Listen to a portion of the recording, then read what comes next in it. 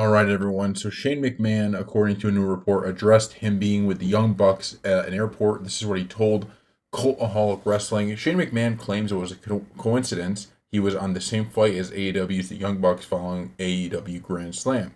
Shane McMahon and the Young Bucks were seen speaking and laughing together prior to boarding their flight this morning in New York. McMahon was sat in the row directly behind the AEW EVPs in the first class section of the plane. Despite being sat so close together, McMahon claimed to a person on the flight that it was a coincidence that he was on the same flight as the Young Bucks.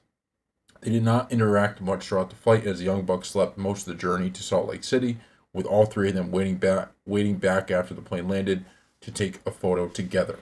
So this is, obviously the new report. This is what we know. Makes sense. Have no additional, I should say, knowledge on this.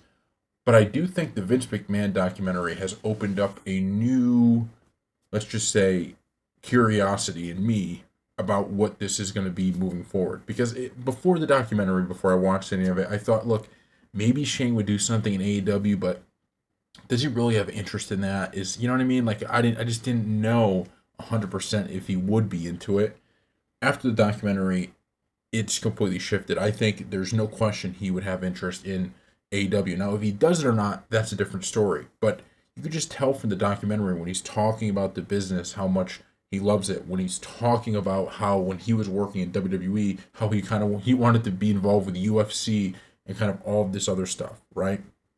And so why that kind of sparked a new way I'm viewing it is because that kind of stuff doesn't go away, right? You suppress it down a little bit. Maybe you're like, you know what, it's not worth the headache for now. This isn't the right time, but at some point it comes back. And so if he's not going to be involved with WWE and he still has that kind of love for wrestling, this could be something that he's interested in. Doesn't mean he's going to, but certainly I think it's something to keep your eye on. So thank you all for watching, and we'll see you next.